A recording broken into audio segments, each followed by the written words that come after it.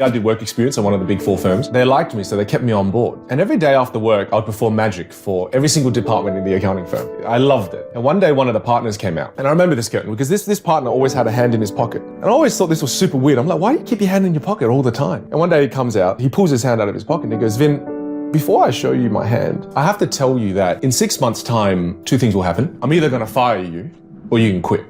It's up to you. And I'm like, my dad's gonna kill me, man. And then he goes, well, let me show you my hand. And he pulls out his hand and he had really bad arthritis. And he goes, Vin, I love piano. I gave it up when I was in my late 20s to build this firm. I had the opportunity to play in orchestras all over the world. I'd give this all up to have your youth again, to make the right decision. I can never play piano again. You need to do what you love. You're in the wrong career. And I remember, there was this beautifully long pause. And I said to him, can you come home and tell my dad the same thing you just told me? That's bloody brilliant. And bless his heart, he came home and had dinner with my family. He did? Yeah, absolutely. He helped my dad see something in me that my dad was afraid to see.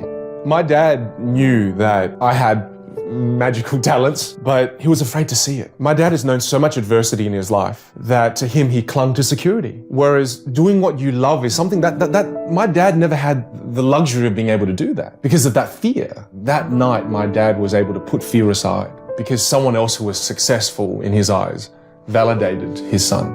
Wow. And then from that day on, my dad and my mum became my biggest fans and my biggest supporters. And one line my dad said that I'll never forget, that I share at every keynote I do, is from that day on, my dad said, son, look, you owe me one thing, you know this, boy. You actually owe me one thing. You have to jump as high as you can in this life. And as long as I'm alive, I'll forever be your net from this point on. Oh. Yeah. So that made that hit home. Wow.